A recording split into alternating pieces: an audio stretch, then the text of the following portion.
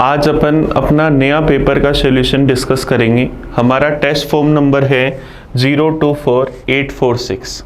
चलिए इसके बारे में बात करते हैं। इसके मैथ्स के पूरे 25 क्वेश्चन सोल्व करते हैं एक एक करके। चलिए फर्स्ट क्वेश्चन पर चलते हैं। सबसे पहले फर्स्ट क्वेश्चन हमें दे रखा है कि एक हमारे पास आइसोसेलेस ट्रायंगल है जिसका एरिया ए है और दो इक्वल साइड के बीच का एंगल है 60 डिग्री। हमें उस ट्रायंगल का एरिया बताना है जिसकी दो बराबर भुजाओं के बीच का एंगल 120 डिग्री है और भुजाओं की लंबाई जो है वो पहले वाले ट्रायंगल की भुजाओं की लंबाई के बराबर है। चलिए कोशिश करते हैं, सीखना शुरू करते हैं। अगर मैं एक ट्रायंगल बनाऊं जिसकी दोनों साइड्स अगर अपन इक्वल मान लें एक्स और एक्स, इन दोनों के बीच का एंगल है 60 डिग्री और इस ट्रायंगल का एरिया हम लोगों को दे रखा है ए। हम लोग जानते हैं कि आइसोसेलेस ट्रायंगल का जो एरिया होता है उसको अपन कहाँ लिख सकते हैं, एक फॉर्मूला होता है हमारे पास 1/2, दो जो हमें साइड दे रखी है उन दोनों का मल्टीप्लाई इनटू बीच में जो एंगल है उसका साइन थीटा। तो 1/2 x into x into sine 60 degree. A की वैल्यू हमारे पास आ गई 1/2 एक्स स्क्वायर, साइन 60 डिग्री की वैल्यू होती है √3/2। तो यहाँ से एक्स स्क्वायर की वैल्यू अगर अपन निकालें तो क्या 4/√3 इंटू ए आ जाएगी। ये हमारे पास पहले वाले साइड का स्क्वायर आ गया पहले वाले ट्रायंगल के लिए। अब अगर मैं सेकंड ट्रायंगल बनाऊं जिसकी दोनों साइड्स तो हमारे पास पहले की तरह x और x है लेकिन मिडल एंगल जो है वो 120 डिग्री है। तो अगर अपन अब इस ट्रायंगल का एरिया देखें तो हम क्या लिखेंगे 1/2 x इंटू एक्स इंटू में साइन 120 डिग्री। तो ये देखो 1/2 x into x, x square की जगह हम 4/√3a लिख सकते और साइन 120 डिग्री हम अगर इसको साइन 90 डिग्री प्लस 30 डिग्री लिखें तो हमारे पास हो गया सेकंड क्वाड्रेंट। सेकंड क्वाड्रेंट के अंदर जो साइन थीटा होता है वो हमारे पास क्या होता है, पॉजिटिव। और साइन 90 प्लस थीटा पर क्या होता है, चेंज हो जाता है। तो ये क्या बन जाएगा कोस 30 डिग्री और कोस 30 डिग्री की वैल्यू √3/2 होगी। तो अगर अपन इसको इस तरह से लिख दें तो √3 से √3 कैंसिल, 4 से 4 कैंसिल, तो आंसर क्या जाएगा ए। इसका मतलब जो नेक्स्ट ट्रायंगल बनेगा उसका एरिया भी क्या होगा, पहले की तरह सेम ए। तो हमारा आंसर आ जाएगा ऑप्शन बी। ये हमारा आंसर आ गया। क्लियर है क्या? चलो नेक्स्ट क्वेश्चन पर चलते हैं अपन। क्वेश्चन नंबर 52 नंबर जो क्वेश्चन है वो हमारे पास अलजेब्रा का क्वेश्चन है। हमें इसकी वैल्यू दे रखी है इसके बराबर, तो हमें x की वैल्यू बतानी है कि क्या होगी। चलिए कोशिश करते हैं। हम लोगों को दे रखा है रूट के अंदर 1 माइनस रूट में एक्स स्क्वायर, एक्स की पावर 4 माइनस एक्स स्क्वायर बराबर है x माइनस 1। अगर सबसे पहले मैं इसका स्क्वायर कर दूं तो क्या लिखूं, 1 माइनस रूट में एक्स की पावर 4 माइनस एक्स स्क्वायर बराबर, यहां से अगर मैं इसका स्क्वायर करूंगा x माइनस 1 का तो क्या आएगा एक्स स्क्वायर प्लस 1 माइनस में 2x। ये हमारे पास आ जाएगा। अब देखो यहां से अगर मैं फिर से इसका स्क्वायर कर दूं, 1 से 1 तो अपन कैंसिल कर दें, 1 से 1 तो हमारे पास कट जाएगा। हमारे पास यहाँ से अगर अपन इसका स्क्वायर करेंगे तो माइनस का स्क्वायर प्लस हो जाएगा, एक्स की पावर 4 माइनस एक्स स्क्वायर बराबर, इसका स्क्वायर करते हमारे पास क्या जाएगा, एक्स की power 4 plus 4x square minus में 4x क्यूब। ये हमारे पास आ जाएगा। x की पावर 4 से x की पावर 4 कट जाएगा। अब ये 4x क्यूब इधर आते ही प्लस का, x स्क्वायर उधर जाते ही प्लस का, तो क्या आ जाएगा 4x क्यूब बराबर 5x स्क्वायर। एक्स स्क्वायर से एक्स स्क्वायर एक पावर कट जाएगी तो x बराबर क्या बचेगा 5/4। ये हमारा आंसर आ जाएगा। तो आंसर आ जाएगा ऑप्शन नंबर बी। ये हमारे पास आंसर आ गया। हम चाहते तो इस स्टेप के बाद एक्स स्क्वायर को x कॉमन लेकर फिर यहाँ से x की टर्म एक काट भी सकते थे। चलिए नेक्स्ट क्वेश्चन पर चलते हैं। क्वेश्चन नंबर 53 जो है हमारे पास ट्रिग्नोमेट्री का क्वेश्चन है। हमें क्या कर रहे हैं, कोस x की वैल्यू दे रखी है, हमें थीटा की रेंज, x की रेंज दे रखी है पाई से 3π/2। इसका मतलब ये कौन सा क्वाड्रेंट हो गया, थर्ड क्वाड्रेंट, और हमें इसका मान बताना है कि क्या होगा। चलिए अगर देखो मैं सबसे पहले जिसको फाइंड करना है उसको लिखूं, 4 कोट स्क्वायर एक्स माइनस में 3 कोसेक्स स्क्वायर एक्स। आप सब लोग जानते हैं एक फॉर्मूला होता है cosec x square theta minus cot square theta 1 होता है। तो अगर यहां से मैं इसको लिख दूं कोट स्क्वायर एक्स प्लस 3, अगर मैं कॉमन ले लूं तो क्या कोट स्क्वायर एक्स माइनस में कोसेक स्क्वायर एक्स, ऐसा मैं लिख सकता हूं। तो इस वाले टर्म की वैल्यू क्या -1 हो जाएगी, तो +3 इंटू -1, तो मैं क्या कोट स्क्वायर एक्स -3 ऐसा मैं लिख सकता हूं। अब देखो हमें पता है कि कोसेक एक्स की वैल्यू -√3/2 है। अब देखो माइनस जो है वो क्वाड्रेंट के कारण आ रहा है, तो अगर अपन एक राइट एंगल ट्रायंगल बनाए और इसको x माने तो ये √3 आ जाएगा और ये क्या आ जाएगा 2। तो अपन पाइथागोरस थ्योरम से क्या कह सकते हैं, इसकी वैल्यू क्या होगी 1। अब अगर मैं यहाँ से कोट x निकालूं तो वो क्या होगा √3/1। अब मेरे पास थर्ड क्वाड्रेंट है, थर्ड क्वाड्रेंट के अंदर क्या होता है, ऑल स्टूडेंट टेक 10 और कोट क्या होते हैं पॉजिटिव, तो कोट x की वैल्यू पॉजिटिव होगी और वैसे भी हमें तो स्क्वायर चाहिए, तो स्क्वायर निकालेंगे तो नेगेटिव हो चाहे पॉजिटिव हो, स्क्वायर करने पर पॉजिटिव आ जाएगा, तो कोट स्क्वायर एक्स की वैल्यू 3/1 या 3, तो 3 - 3 आंसर क्या आ जाएगा 0।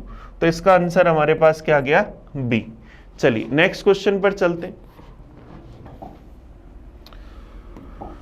क्वेश्चन नंबर 54, ये हमारे पास हाइट एंड डिस्टेंस का क्वेश्चन है। हमारे एग्जाम में लगभग हर पेपर में हाइट एंड डिस्टेंस का आपको एक क्वेश्चन देखने को मिलेगा ही मिलेगा। देखिए इस क्वेश्चन की बात करते हैं। हमें कह रहे हैं नदी पर बने पुल के किसी बिंदु से नदी के दोनों किनारों के अवनमन कोण एंगल ऑफ डिप्रेशन 30 डिग्री और 45 डिग्री है। अगर पुल की हाइट नदी के किनारों से 9 मीटर है तो हमें नदी की चौड़ाई बतानी। ये नदी है, यहाँ से पुल का कोई एक बिंदु है जो 9 मीटर हाइट पर है, उससे इसके दोनों किनारों के एंगल ऑफ डिप्रेशन जो हमें दे रखे हैं वो दे रखे हैं 30 डिग्री और 45 डिग्री। तो ये एंगल हमारे पास 30 डिग्री, सेकेंड साइड हमारे पास एंगल 45 डिग्री, तो ये 30 डिग्री तो ये भी 30 होगा और ये 45 डिग्री। अब ये 45 डिग्री के सामने 9, तो ये दोनों साइड इक्वल होंगी, तो ये भी क्या आ जाएगा 9 मीटर। 30 के सामने की साइड छोटी भुजा अगर 9 मीटर तो बड़ी भुजा हमारे पास क्या आ जाएगी 9√3 मीटर। अब यहाँ पर हमारे पास √3 की टर्म नहीं है तो अपन √3 को सोल्व कर लेते हैं। √3 की वैल्यू होती है 1.732, तो अगर अपन इसको 9 से मल्टीप्लाई करें तो 9 दूनी 18, 27 1 28 2 65, 15.588, तो 15.588 प्लस 9, इन दोनों को अगर अपन ऐड कर दें तो क्या आ जाएगा 24.58। इसका आंसर भी हमारे पास क्या आ गया ऑप्शन नंबर बी। चलिए नेक्स्ट क्वेश्चन पर चल सकते हैं। देखो नेक्स्ट क्वेश्चन नंबर 55 हमें दे रखा है, ये हमारे पास हम कह सकते हैं कि हमारे पास ज्योमेट्री का क्वेश्चन है। हमें क्वेश्चन दे रखा है कि यदि ए बी किसी वृत्त का व्यास है जिसका सेंटर O है, P उसकी परिधि पर एक पॉइंट इस तरह से कि POA 120 डिग्री, तो PBO का मान हमें बताना है कि क्या होगा। हम लोगों ने एक सर्किल ड्रॉ करा, ये AB हमने इसका डायमीटर लिया। हम लोगों को कह रहा है AB इसका डायमीटर है जिसका सेंटर O है, सेंटर हमें O दे रखा है। P उसकी सरकमफ्रेंस पर एक इस तरह से बिंदु है कि POA ये वाला एंगल है 120 डिग्री, तो हमें क्या बताना है PBO ये वाला एंगल हमें फाइंड करना है कि क्या होगा। चलिए कोशिश करते हैं, हमें ये वाला एंगल चाहिए, ये 120 है तो ये कितना होगा 60 डिग्री। अब मुझे पता है OP और OB हमारे पास क्या होंगी, दोनों रेडियस, तो इन दोनों के सामने के एंगल्स भी बराबर होंगे, तो ये एंगल 60, इन दोनों के सामने वाले एंगल्स का सम 120, तो ईच एंगल क्या आ जाएगा 60 डिग्री का। तो एंगल बी का जो मान है वो क्या आ जाएगा 60 डिग्री। हमारा ऑप्शन क्या आ जाएगा सी। ये हमने 55 नंबर क्वेश्चन का सॉल्यूशन कर लिया। चलिए नेक्स्ट पेज पर चलते हैं, नेक्स्ट क्वेश्चन पर। नेक्स्ट क्वेश्चन हमें दे रखे, in a trip Ram cover a distance of 200 kilometre, 200 kilometre की दूरी तय करता है। सबसे पहले उसने बाइक से 15 किलोमीटर पर आवर की स्पीड से अपनी यात्रा शुरू करी, उसके बाद बाइक खराब हो गई और उसने शेष यात्रा जो है वो दोस्त की कार से 25 किलोमीटर पर आवर की स्पीड से तय करी। तो हमें बताना है उसने बाइक और कार से जो डिस्टेंस ट्रेवल करी उसका रेशियो क्या है। अब कुछ लोग तो इस क्वेश्चन को डायरेक्ट ऑप्शन की मदद से कर लेते हैं। अगर मैं यहाँ कहूँ इस क्वेश्चन के अंदर अगर अपन देखें, यहाँ हमें हिंदी में किलोमीटर दे रखा है और यहाँ हमें फिट दे रखी है, तो आप फिट को चेंज कर लेना, ये मिसप्रिंट है, यहाँ डिस्टेंस आएगी किलोमीटर में। तो अब देखो हम क्या कर सकते हैं, मान लिया कि वो जो बाइक है वो बाइक से चलता है x किलोमीटर, कार से चल देगा 200 माइनस एक्स।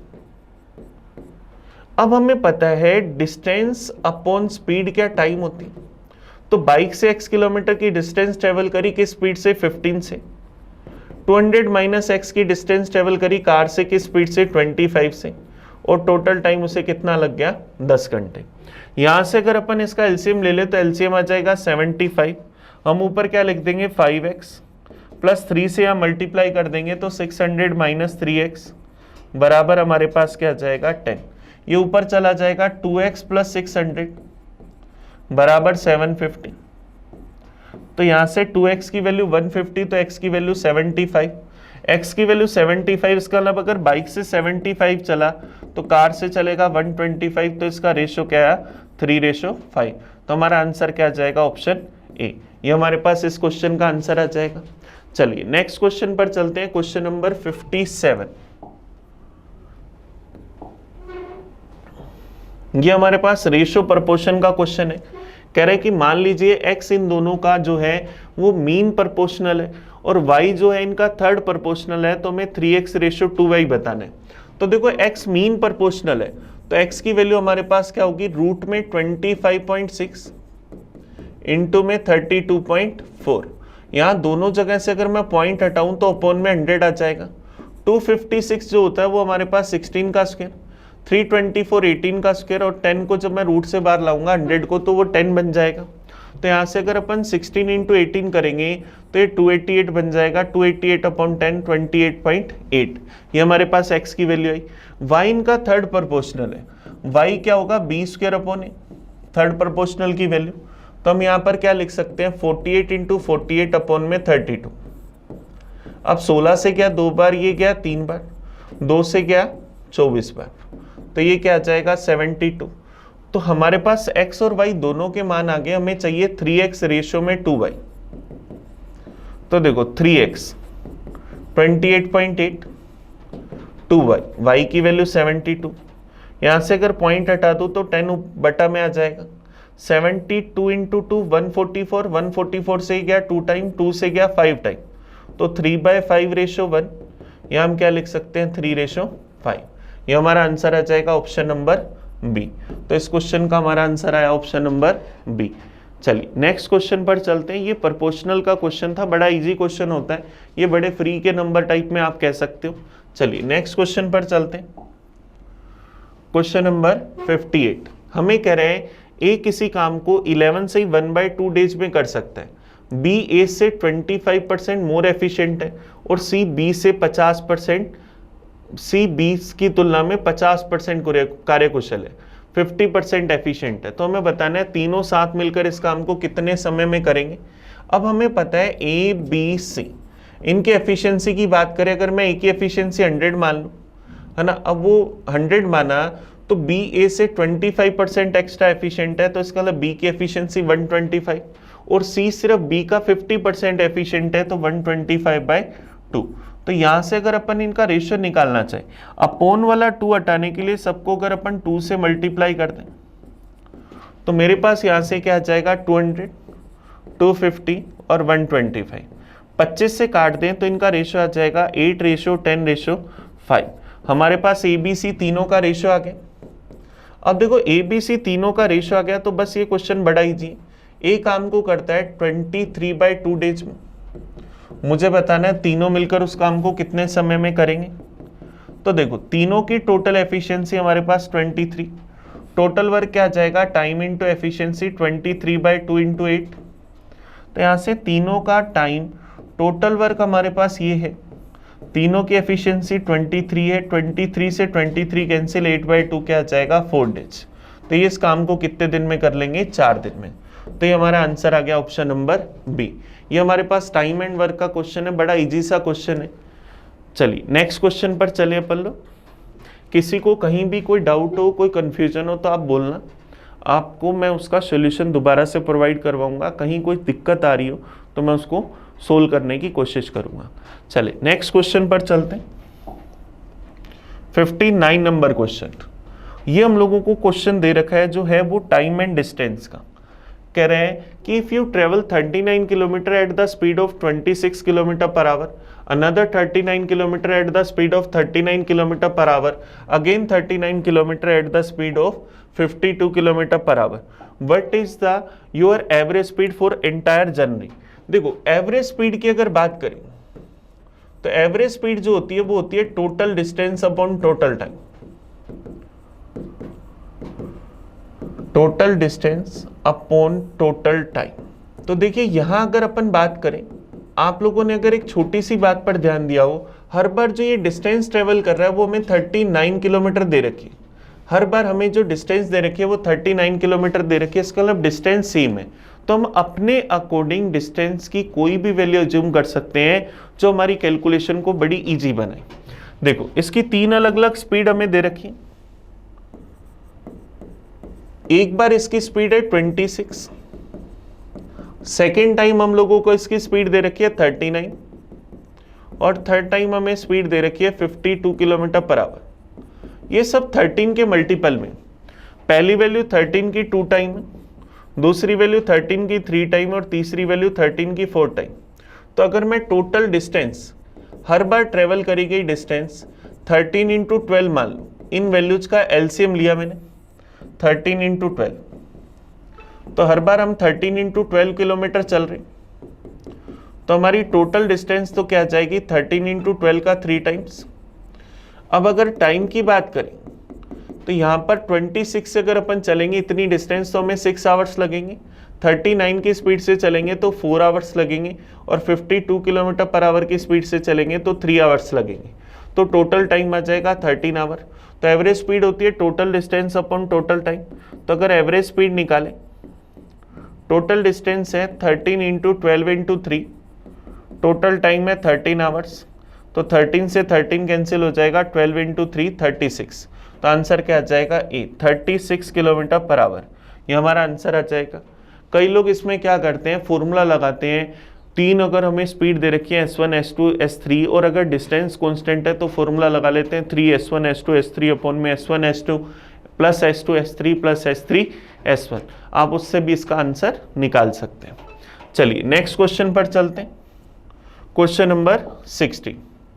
अब 60 फिर से हमारे पास टाइम एंड वर्क का क्वेश्चन आ गया। हमें कह रहा है if 24 man and 32 boys can do a piece of work in 5 days, 26 man and 48 boys can do it in 4 days, how long will be 14 man and 20 boy take to do it. चलिए question की बात करते हैं। हमें कह रहे हैं 24 आदमी और 32 लड़के किसी काम को 5 दिन में करते हैं। फिर हमें कह रहे हैं 26 आदमी और 48 लड़के इसी काम को 4 दिन में करते हैं। हम लोगों को बताना है कि 14 आदमी और 20 लड़के इस काम को कितने दिन में करेंगे। चलिए कोशिश करते हैं। अब हमें हमेशा कंपाउंड रेशो के क्वेश्चन में फाइंड करना होता है एक काम को एक दिन में करने के लिए कितने व्यक्ति चाहिए। तो अगर अपन उससे इसको सोल्व करें, 24 मैन और 32 बॉयज को अगर 5 डेज लग रहे थे तो एक ही दिन में काम कराना हो तो इनके 5 गुना व्यक्ति बुलाएंगे। 26 मैन और 48 बॉयज को अगर 4 डेज लग रहे थे तो हम क्या करेंगे, इनके 4 गुना व्यक्ति बुलाएंगे। तो 5 का अगर मैं अंदर मल्टीप्लाई करूं तो 120 मैन प्लस 160 बॉयज बराबर 104 मैन प्लस 192 बॉयज। तो ये 104 मैन इधर आते ही माइनस का 16 मैन बराबर, ये उधर जाते ही माइनस का 32 बॉयज। तो यहाँ से मैन और बॉयज का रेशो 32:16 या 2:1। अब ये रेशो मिल गया तो हमारे लिए बड़ी मौज है। हम इसको चाहें तो फर्स्ट सेकंड दोनों में से किसी एक में रखें, हम फर्स्ट में रख लेते हैं और जो निकालना है उसमें रख लेते हैं। एक मैन की जगह 2 तो 24 की जगह 48, एक बॉयज की जगह 1 तो 32 की जगह 32, इनका टोटल हो गया 80% किसी वर्क को करते हैं 5 डेज में। अब जो निकालना है उसमें रखें, एक मैन की जगह 2 तो 14 की जगह 28, एक बॉय की जगह 1 तो 20 की जगह 20, तो क्या आ जाएगा 48% इस वर्क को करेंगे x डेज में। क्रॉस मल्टीप्लाई कर दें तो क्या लिखें 48 इंटू एक्स बराबर 80 इंटू 5, 16 से गया 3 टाइम, 16 से गया 5 टाइम, तो x की वैल्यू 25/3 या 8 से 1/3 दिन, ये हमारा आंसर आ जाएगा। तो आंसर क्या आ जाएगा, ऑप्शन ए, ये हमारा आंसर आएगा। तो ये टाइम एंड वर्क का हमारा इस पेपर में सेकंड क्वेश्चन है। चलिए नेक्स्ट क्वेश्चन पर चलते हैं। हमें कह रहा है इन ए लेबोरेटरी 2 बोतल contain mixture of acid and water in the ratio of 2:5 in the first bottle and 7:3 in the second. The ratio in which of the contents of these 2 bottles be mixed such that new mixture has acid and water in the ratio of 2:3. अब देखो हमारे पास 2 बोतल है, acid और water का ratio पहली बोतल में 2:5 है, दूसरी बोतल में एसिड और वाटर का रेशो 7:3 है, और इन दोनों को किस अनुपात में मिलाएं कि नई बोतल में एसिड और वाटर का जो रेशो है वो 2:3 हो जाए। अब ये हमें पता है कि हमारा एलिगेशन का क्वेश्चन है, हम चाहें तो तीनों में से एसिड ले सकते हैं, हम चाहें तो तीनों में से वाटर ले सकते हैं। अगर मैं इसमें एसिड लेकर इस क्वेश्चन को करूं तो पहले में एसिड है 2/7 पार्ट, सेकंड में एसिड हमारे पास है 7/10 पार्ट, और मिक्सचर के अंदर एसिड है 2/5 पार्ट। तो अपॉन में 7, 10 और 5 जो है इन तीनों का एलसीएम आया 70। सबको अगर अपन 70 से मल्टीप्लाई करें 7 × 10 से, तो हमारे पास यहां से 7 कैंसिल, यहां से 10 कैंसिल, और ये 5 से क्या 2 टाइम, तो 2 × 10 20, 7 × 7 49, और ये क्या जाएगा 14 × 2 28। अब अगर एलिगेशन लगा दें 49 में से 28 गए 21, 28 में से 20 गए, रेशियो आ गया 8, तो 21:8 ये हमारा आंसर क्या आ जाएगा ऑप्शन सी। ये हमारे पास इस क्वेश्चन का आंसर आ जाएगा। ये हमारे पास एलिगेशन का मिक्सचर का क्वेश्चन है। चलिए नेक्स्ट क्वेश्चन पर चलते हैं। Question number 62। ये 62 जो है वो बोर्ड मास का क्वेश्चन है। 62 हमारे पास जो है वो बोर्ड मास का क्वेश्चन है। अब बोर्ड मास के क्वेश्चन में हम क्या करते हैं, इन क्वेश्चंस में जब हमें वैल्यू ज्यादा बड़ी लगती है तो हम इनको प्लस माइनस से बीच में से डिवाइड कर लेते हैं। पहला पोर्शन ये बना लेते हैं, सेकंड पोर्शन ये, और थर्ड पोर्शन लास्ट वाला। डिवाइड में फर्स्ट पोर्शन ये, सेकंड पोर्शन ये, और थर्ड पोर्शन ये। तो सबसे पहले अगर मैं 72 में 9 का डिवाइड करूं तो क्या लिखूं 8 प्लस के अंदर। इस टर्म को अगर मैं सोल्व करता हूं तो ये 2 × 3 6 बनेगा, -6 -12 प्लस 3 क्या आ जाएगा -9। सेकंड पोर्शन को सोल्व करा -9। थर्ड पोर्शन को अगर सोल्व करें 5 of 3 बना 15, ये बनेगा 5 × 2 10 + 1 11 -2 9, तो 15 - 9 क्या आ जाएगा 6, ये हमारे पास आ जाएगा। नेक्स्ट वाली टर्म के अंदर अगर अपन बात करें अपॉन में तो हमारे पास 8/4 क्या बनेगा 2। सेकंड पोर्शन को अगर सोल्व करें 8/2 बना 4, 4 × 6 क्या बना 24, +2 -24 तो माइनस का 22, और लास्ट वाली टर्म को अगर सोल्व करें 7 × 4 28, माइनस में 2 × 2 4, 28 में से 4 गए तो क्या आया 24, तो 8 + 6 14 में से 9 गया 5, 24 + 2 26 में से 22 गया 4, तो 5/4 हमारा आंसर आ जाएगा ऑप्शन बी। तो 62 का आंसर आया ऑप्शन नंबर बी। इसमें बोर्ड मास का रूल काम करता है। बी का मतलब ब्रैकेट, ओ का मतलब ऑफ, डी का मतलब डिवाइड, एम का मतलब मल्टीप्लाई, ए का मतलब एडिशन, और एस का मतलब सब्ट्रैक्शन। ये इस क्वेश्चन को सोल्व करने की सीक्वेंस होती है। चलिए नेक्स्ट क्वेश्चन पर चलते हैं।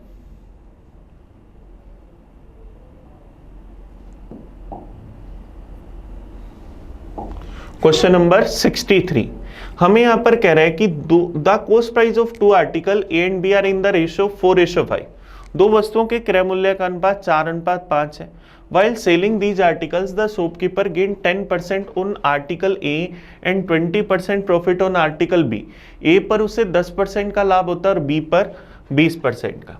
And the difference in their selling price is 480 rupees, और उनके सेलिंग प्राइस का जो डिफरेंस है वो हमें क्या दे रखा है 480 रुपये।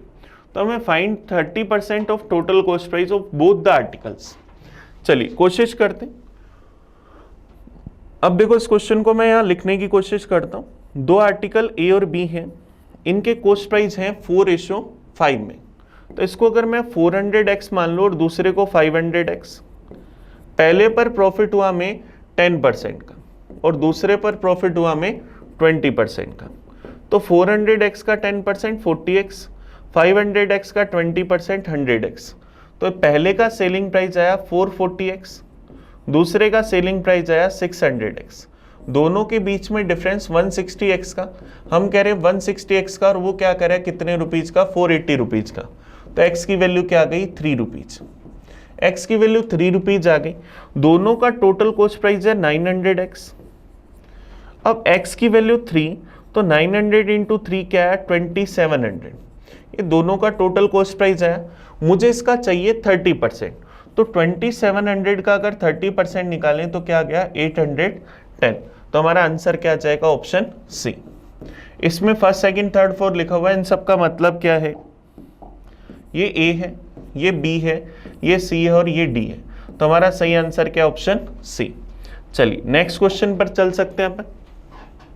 64 नंबर, 64 नंबर दे रखा है, ए बी सी डी हमारे पास एक रेक्टेंगल है, ई और एफ जो है इसके साइड बी सी और ए डी के मिड पॉइंट्स हैं। जी जो है वो ई एफ पर कोई एक पॉइंट है, तो हमें जी ए बी ट्रेंगल का एरिया बताना है कि किसके बराबर होगा।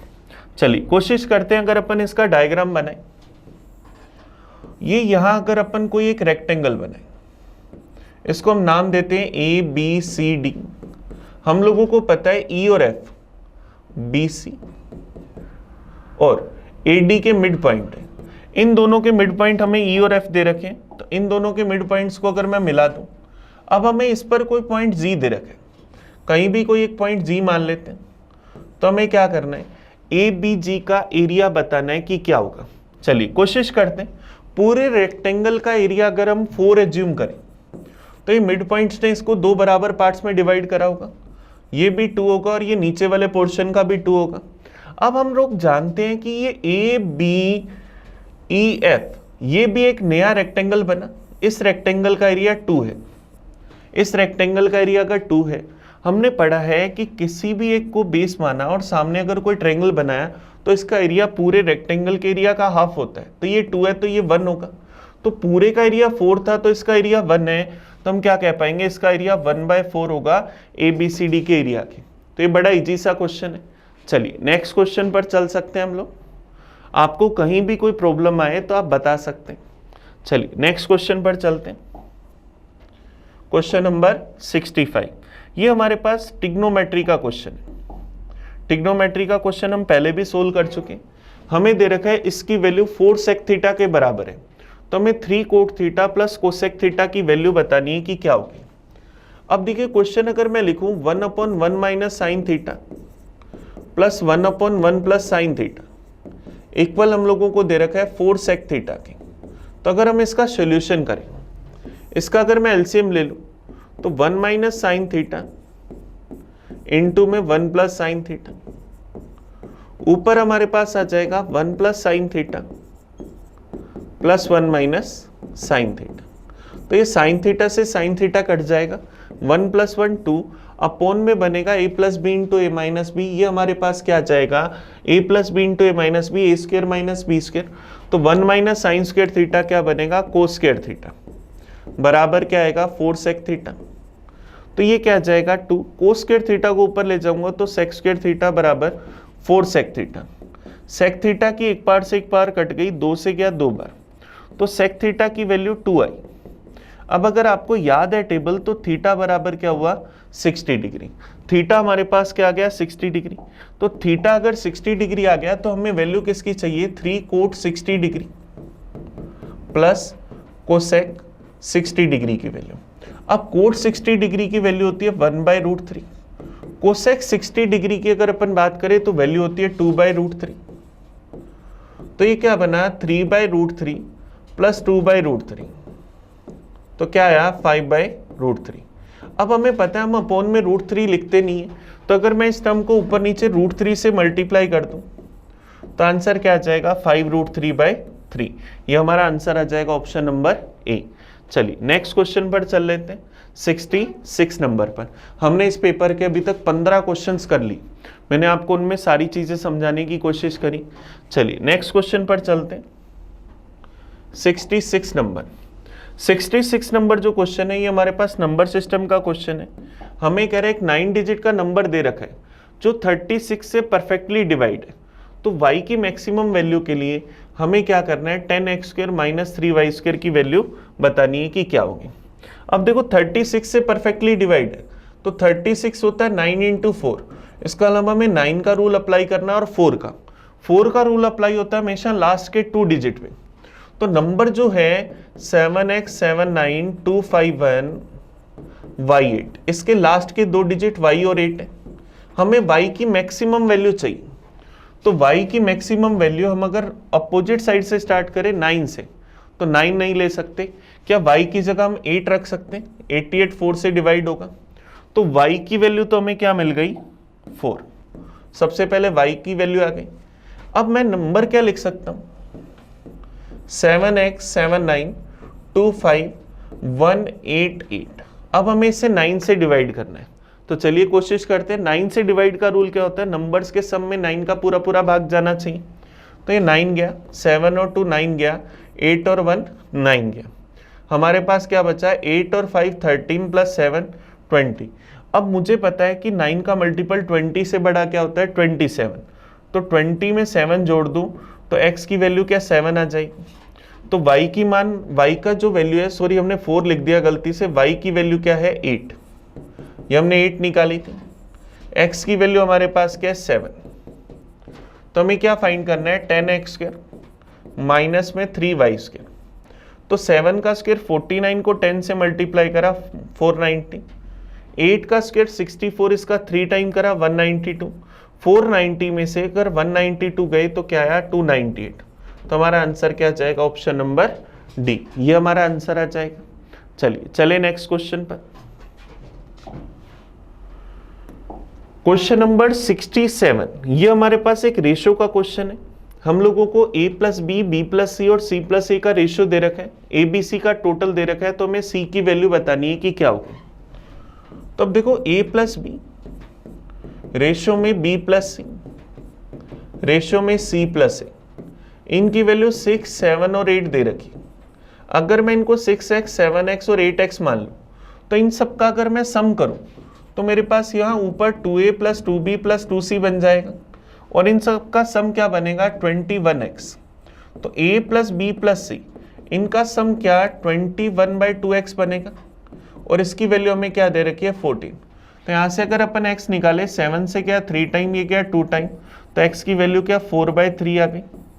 x की वैल्यू 4/3 आई, तो यहाँ से a प्लस बी की वैल्यू 6 इंटू 4/3, तो हमारे पास क्या जाएगा? 8। इसका मतलब a प्लस बी 8 है, हमें c की वैल्यू बतानी। a प्लस बी 8 है, a प्लस बी प्लस सी 14 है, तो c की वैल्यू क्या आ जाएगी? 14 और 8 का डिफरेंस 6। तो हमारा आंसर क्या जाएगा? Option A. ये हमारे पास आ गया। ये रेशियो का बड़ा इजी सा क्वेश्चन है, कहीं कोई कंफ्यूजन हो तो आप इसको रिमाइंड करना और दोबारा से देखना। बड़ा एकदम बड़ा इजी सा क्वेश्चन है। चलिए नेक्स्ट क्वेश्चन पर चलते हैं। क्वेश्चन नंबर 68, ये हमारे पास अलजेब्रा का क्वेश्चन आ गया। a² plus b square plus c square plus 84 बराबर 4a minus 2b plus 4c। तो हमें इसकी वैल्यू बतानी है कि क्या होगी। चलिए अगर मैं इसको सोल्व करूं, a² plus b square plus c square plus 84। अब ये जो राइट हैंड साइड में सारी टर्म है, अगर इसको इधर लाऊं तो माइनस का 4a बनेगा।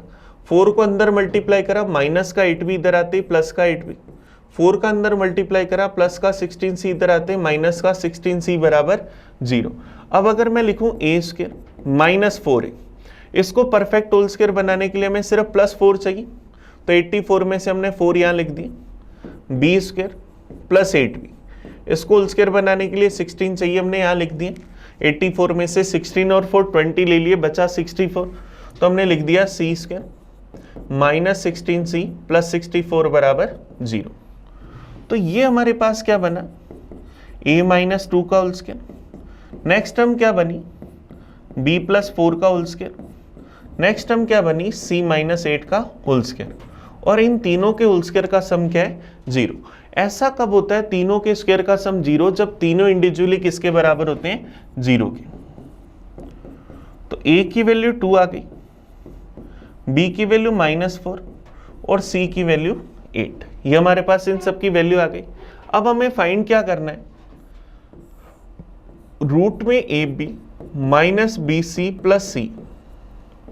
तो अगर अपन इसको सोल्व करें, a और b का मल्टीप्लाई करें तो माइनस का 8 माइनस बी और सी का मल्टीप्लाई करें तो प्लस का 32, और सी और ए का अगर अपन मल्टीप्लाई करें तो 8 इंटू 2 क्या आ जाएगा 16।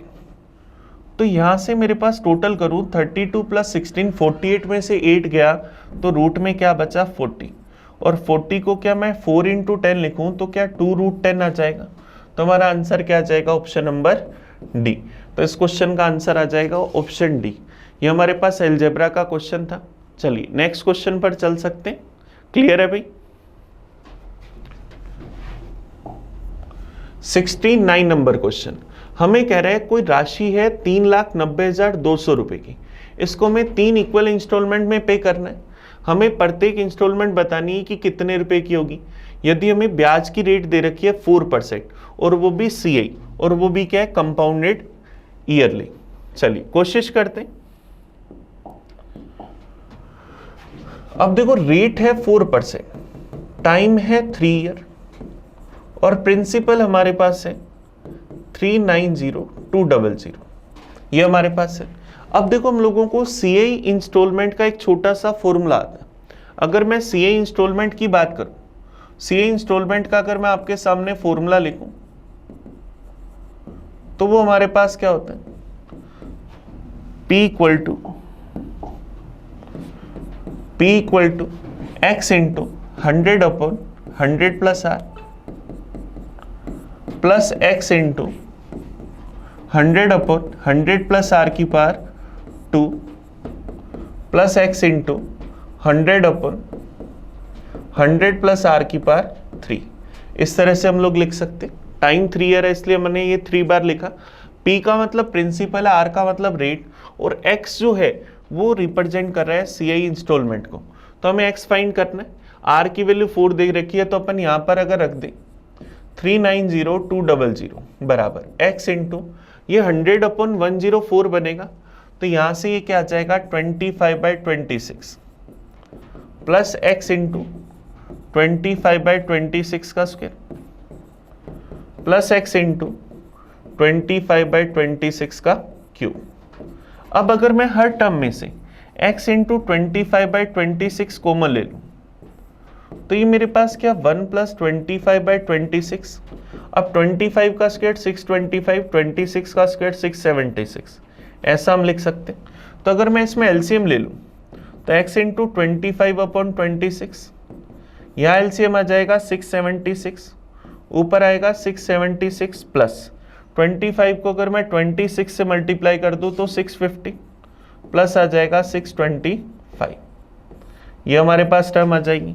तो हम क्या लिख सकते, यहाँ से अगर मैं टर्म लिखूं तो क्या 390,200 बराबर X इंटू 25/26 इंटू में यहाँ आया 676, ऊपर मेरे पास अगर मैं इन सबका सम कर दूं तो क्या आ जाएगा 6 और 5 11, 1 हमारे पास कैरी आ जाएगी 1 15, फिर कैरी आ जाएगी 1 1951। अब अगर मैं इसको काट दूं 1951 से ये गया एक बार, ये गया 200 टाइम, 25 से गया 8 टाइम, तो x की वैल्यू क्या 8 इंटू 26 इंटू 676। अब ये 26 का स्क्वायर है, ये 26 है, तो हम लोगों को अगर 26 का आप लोगों को अगर क्यूब याद हो तो वो होता है हमारे पास 1717576। तो अगर इसको मल्टीप्लाई कर दें तो 8 6 48 8। अब 8 एक ही ऑप्शन के लास्ट में ऑप्शन ए, तो आप डायरेक्ट आंसर ए कह सकते हो, नहीं तो पूरा मल्टीप्लाई कर लो। 60 6 40 और 6 46, फिर 4 कैरी आ गई 56 और 4 60, 140608। हमारा आंसर क्या आ जाएगा ऑप्शन नंबर ए। ये हमने इसको फॉर्मूले से करा। आप चाहो तो इसमें 3 इंस्टॉलमेंट के हिसाब से जो इंस्टॉलमेंट का रूल बनता है उससे भी कर सकते हो, लेकिन उससे ये क्वेश्चन थोड़ा सा बड़ा हो जाएगा। चलिए नेक्स्ट क्वेश्चन पर चलते हैं। क्वेश्चन नंबर 70 पर ये हमारे पास मेंसुरेशन का क्वेश्चन है, क्षेत्रमिति का। हमें कह रहा है circular wire of radius 42 centimetre is cut and bent in the form of a rectangle, वो sides are in the ratio of 6:5। Find the 25% of the smaller side of the rectangle. अब हम अगर किसी वायर को लेते उससे हम कोई भी अगर डायग्राम बनाते हैं, कोई भी 2D की अगर आकृति बनाते हैं, तो इन सबका पेरीमीटर परिमाप क्या रहता है, सेम रहता है। तो देखो अगर अपन बात करें, हमें सर्किल की जो रेडियस है वो दे रखी है 42 सेंटीमीटर। इसकी जो सरकमफ्रेंस होगी वो क्या होगी, 2 पाई आर। पाई की वैल्यू 22/7, आर की वैल्यू 42, ये चला गया 6 टाइम, तो सरकमफ्रेंस क्या 22 × 12 आ जाएगी। अब यही जो सरकमफ्रेंस है ये क्या रेक्टेंगल के पेरीमीटर के बराबर होगी। तो अगर हम रेक्टेंगल का पेरीमीटर देखें, इसके साइड्स का रेशो 6:5 है, तो हम अगर इन साइड्स को 6x और 5x ले लें तो पेरीमीटर क्या होता है 2 × L + B। तो 6x + 5x 11x का डबल करूंगा तो क्या आ जाएगा 22x। तो 22x बराबर 22 × 12, तो x की वैल्यू 12। तो हम अगर स्मॉल साइड निकालें तो स्मॉल साइड हमारे पास क्या है 5x, x की वैल्यू 12, तो 5 × 12 क्या आएगा 60। 60 हमारे पास यहाँ पर क्या जाएगा सेंटीमीटर के अंदर। अब हम लोगों को इसकी छोटी साइड का 25% बताना है, तो इसका 25% अगर निकालें तो 60 का 25% क्या आ जाएगा 15, ये हमारे पास आ जाएगा। अब ये सारी वैल्यू हमें क्वेश्चन में सेंटीमीटर में दे रखी है और आंसर में मीटर में, तो आप करेक्शन कर लेना, ये 42 मीटर है, तो आंसर हमारा आ जाएगा 15 मीटर।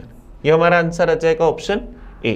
क्वेश्चन नंबर 71 की बात करते हैं। क्वेश्चन नंबर 71 में देखो हम लोगों को क्या दे रखा है, हमें कह रहे हैं एक डायग्राम के अंदर in the given figure AM perpendicular to BC and AN is the angle bisector of angle A, ABC equal to 70 degree, ACB 30 degree, तो हमें MAN इसकी वैल्यू हमें फाइंड करनी है कि क्या होगी।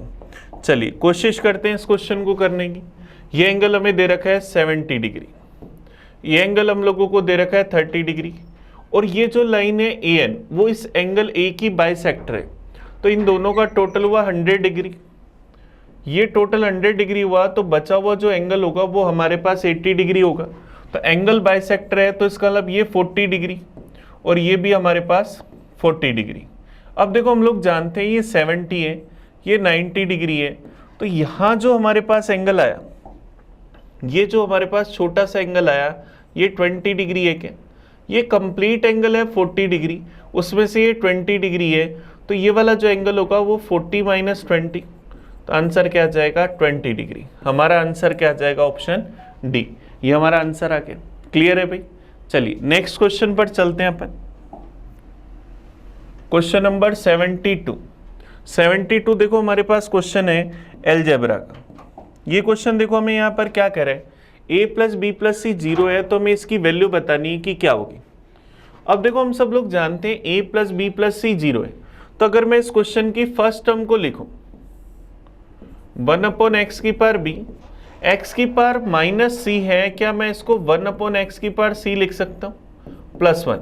अब अगर मैं इसका एलसीएम ले लूं तो मेरे पास ऊपर तो क्या जाएगा x⁻c अपॉन में x⁻b + c +1 + x⁻c।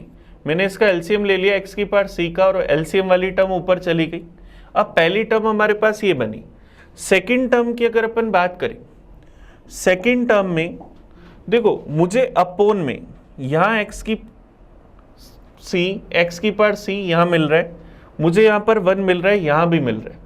x⁻−a है, अगर मैं इसको x⁻b + c बना दूं तो दोनों का बेस हमारे पास सेम हो जाएगा। तो देखो हम सब लोग जानते हैं a + b + c 0 है, तो क्या मैं यहाँ से a को अगर उधर ले जाऊं तो b + c बराबर -a आ जाएगा। तो -a की जगह अगर मैं b + c लिख दूं तो हमारी ये जो सेकंड वाली टर्म है वो डायरेक्ट क्या बन जाएगी 1/x⁻c + x⁻b + c +1, ये हमारे पास टर्म बन जाएगी। अब देखो दोनों के डिवाइड में जो टर्म थी वो सेम बनी। अब देखो बेनिफिट क्या हुआ, यहाँ x⁻c है, ये ऊपर आ गया, यहाँ 1 ऊपर आ गया। इसका मतलब अगर अगली टर्म में x⁻b + c आ जाए ना ऊपर वाली साइड में, तो हमारा क्वेश्चन बड़ा इजी हो जाएगा। तो अब देखो थर्ड वाली टर्म को अगर अपन देखें, इस थर्ड वाली टर्म पर अगर अपन ध्यान दें, मुझे इसको कोशिश करनी है कि मेरे पास ऊपर x⁻b + c आ जाए। तो देखो मैं क्या कर सकता हूँ, इस वाली टर्म में x की पावर, मेरे पास यहाँ नीचे देखो 1 बन रहा है, अगर मैं इस पूरी टर्म को ऊपर नीचे x की पावर b प्लस सी से मल्टीप्लाई कर दूं, तो देखो मैं क्या लिख सकता हूं, थर्ड वाली टर्म x की power b plus C upon में x की power a plus b plus C plus x की पावर b माइनस बी है, नीचे b प्लस सी साथ में आ गया, प्लस 1 की जगह मैं लिख सकता हूँ x की पावर b प्लस सी, तो ये b से b कैंसिल हो जाएगा, ऐसा हम कह पाएंगे। अब देखो ये b से b हम लोगों ने कैंसिल कर दिया और a प्लस बी प्लस सी 0 है तो x की पावर 0, इसका मतलब अगली टर्म क्या बनी, x की power b plus C upon में x की पावर 0 का मतलब 1, x की पावर c और प्लस x की पावर b प्लस सी। तो अब देखो तीनों के डिवाइड में जो टर्म बनी वो सारी सेम बन गई, तो इसका एलसीएम हमारे पास क्या गया, 1 प्लस एक्स की पावर सी प्लस एक्स की पावर बी प्लस सी, ऊपर टर्म क्या है एक्स की power C plus 1 plus X की पावर बी प्लस सी, तो ये दोनों टर्म आपस में कैंसिल होगी, तो आंसर क्या गया 1। तो इस क्वेश्चन का आंसर हमारे पास क्या गया 1 आ गया। अब देखो a प्लस बी प्लस सी 0 है, आप लोग अगर इस क्वेश्चन को दूसरे तरीके से करना चाहो तो आप इनकी कोई वैल्यू भी कंसीडर कर सकते हो, a को आप 1 कंसीडर कर लो, b को आप क्या करो -1 कंसीडर कर लो, c को 0 कंसीडर कर लो, तब भी आपका आंसर आ जाएगा। तो इस तरह से आप इस क्वेश्चन को और भी कर सकते हैं। चलिए नेक्स्ट क्वेश्चन पर चलते हैं, 73 नंबर पर। देखो 73 नंबर हमें क्या दे रखे, ये हमारे पास DI का क्वेश्चन है, हम लोगों को कह रहे हैं जो ये पाई चार्ट दे रखा है, इस चार्ट के अंदर हमें इनकम और एक्सपेंडिचर दे रखा है, ये अलग अलग ईयर के अंदर हमें कह रहे हैं the expenditure from 2002 to 2003 increase by, हमें बताना है कि कितने % से खर्चा बढ़ा 2002 से 2003 में।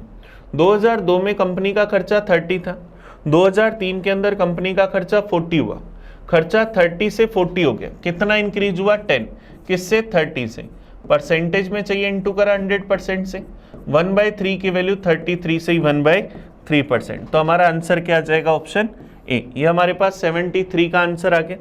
चलिए नेक्स्ट क्वेश्चन कर लेते हैं 74 नंबर। जनरली क्या होता है DI पर 3 बेस क्वेश्चन आते हैं एक साथ ही। 74 नंबर क्वेश्चन देखो हमें क्या करे, सेम वही हमारी DI है, क्या करे, वर्ष 2002 में कंपनी की आय उसके किस वर्ष के खर्च के बराबर थी। 2002 में कंपनी की इनकम क्या थी 40, अब चेक करो किस ईयर में उसका एक्सपेंडिचर 40 था, 2003 में, तो हमारा आंसर क्या जाएगा ऑप्शन ए। 74 और 73 तो बड़े इजी क्वेश्चन थे, देखते ही आपका आंसर आ जाएगा।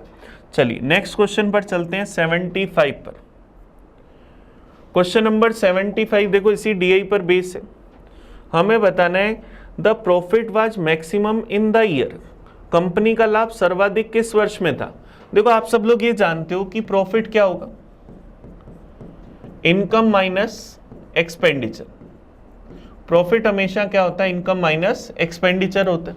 तो अगर अपन इनका डिफरेंस निकाले, दोनों का डिफरेंस 10 है, यहाँ पर दोनों का डिफरेंस 20 है, यहाँ डिफरेंस 10 है, यहाँ डिफरेंस 20 और यहाँ डिफरेंस अगर देखें 25 है, तो सबसे ज़्यादा प्रॉफिट कौन सा है 25, और वो कौन से ईयर में है 2004 में, तो हमारा आंसर क्या आ जाएगा ऑप्शन बी। ये हमारे पास इस क्वेश्चन का आंसर आ गया। तो इस पेपर के 25 के 25 क्वेश्चन हम लोगों ने सोल्व करे, आप बड़े आराम से इनको देखना, कहीं भी कोई कन्फ्यूजन हो कोई डाउट हो तो आप मुझसे दोबारा उस पर मैसेज डालना, मैं आपको उसका रिप्लाई करूँगा। थैंक यू आप सब लोगों का, वीडियो को देखते रहें। बिब्लोफाइल स्टडी सेंटर के नाम से आपका जो चैनल है उस पर आपको ये वीडियो अवेलेबल मिलेगा। Thank you.